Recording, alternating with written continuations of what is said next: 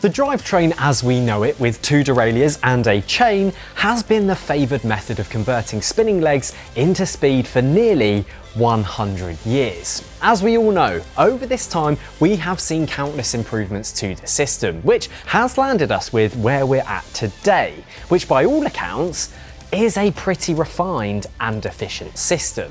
However, as we reach what may be a plateau of innovation in this space, suggesting we may actually have the best version of the system, it's only natural to wonder what the next generation of drivetrains will be.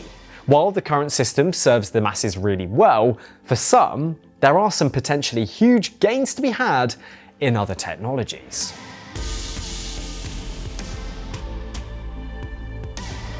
CeramicSpeed debuted its wacky-looking system back in 2018, much to the intrigue of anybody who set eyes on it. It works by using sculpted plates rather than chain rings and sprockets, with an electronically controlled drive shaft which can shift between different diameters of the plate to engage a different gear. As yet, it's still very much in the testing and development phase. However, CeramicSpeed claims that it was able to achieve a speed of 45 km/h on the track, on a single speed prototype during part of its load testing phase. If this drivetrain ever does hit the market, in the first instance, it will undoubtedly be incredibly expensive. But of course, that's the same for any brand new and truly revolutionary tech.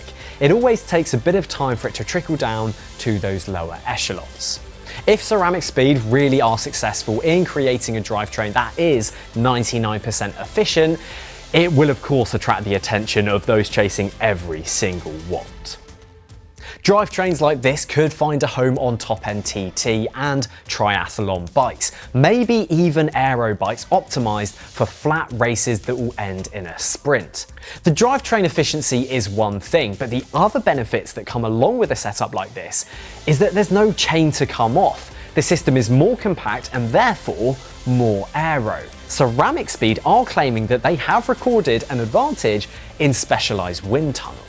But finally, since there are no delicate components hanging off of the frame, if a rider is to have a crash, they should just be able to jump on the bike and carry on. Snapped mech hangers will become a thing of the past, although SRAM's direct mount rear derailleur also seems to be doing a pretty good job of this. From one direct drive system to another, but one is actually in existence and is available to purchase, is the driveshaft tech from Honbike. They have done away with convention and constructed a pretty sturdy and utilitarian version of a similar concept. In Honbike's case, they have also made the housing for the driveshaft integral to the frame, and it doubles as the chainstay which holds the rear wheel in place.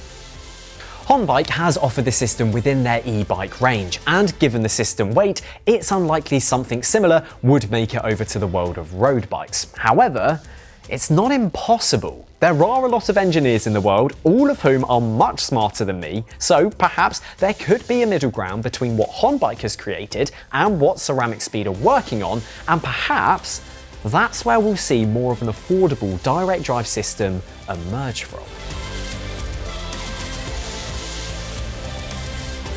One of my favourite drivetrains, and one which I feel is often overlooked, is the humble belt drive. Commonly found on urban and commuter bikes, the belt drive is just that, a belt very similar to the one that you might find in your car, but also has humps or teeth that engage with a similarly shaped front chainring and rear sprocket. Unsurprisingly, the belt itself can't be shifted, so to work around that limitation, belt drive bikes are often ones that instead incorporate a hub gear.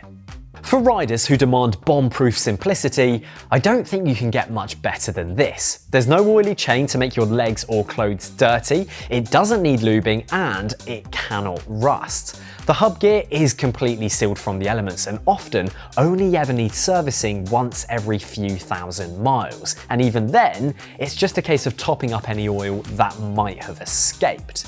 Hub shifting is notoriously smooth. It's very much a fit and forget type of system. Perhaps it's down to a lack of awareness or education, but I think that this tech on a flat bar hybrid is quite possibly the best option out there.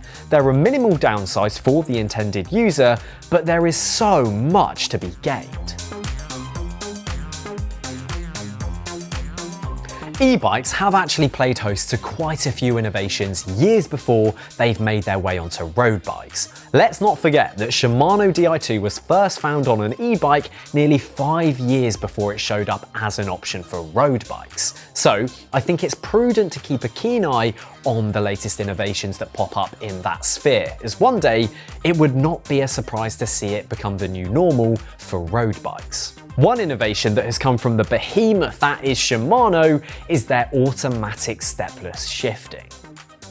You may be thinking, what does it do? Well, quite what it says on the tin.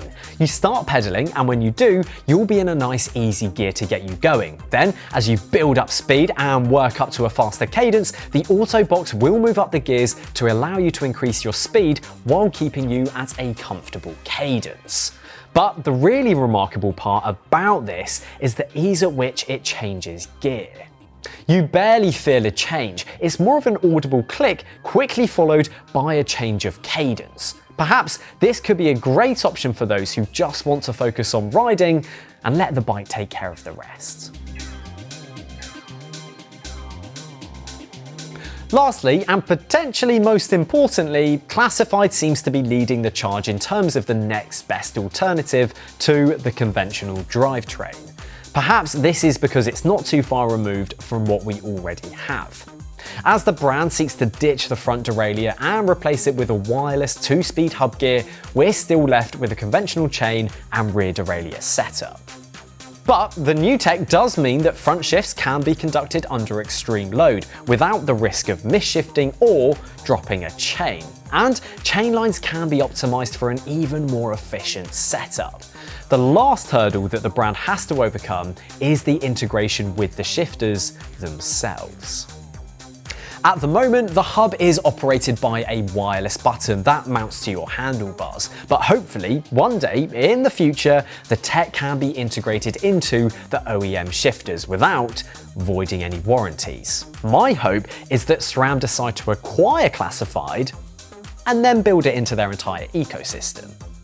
Imagine this, a pair of zip wheels with a Classified hub that also makes use of the brand's ownership of PowerTap to create a zip Classified PowerTap set of wheels, and then perfectly integrates with SRAM's already wireless group sets.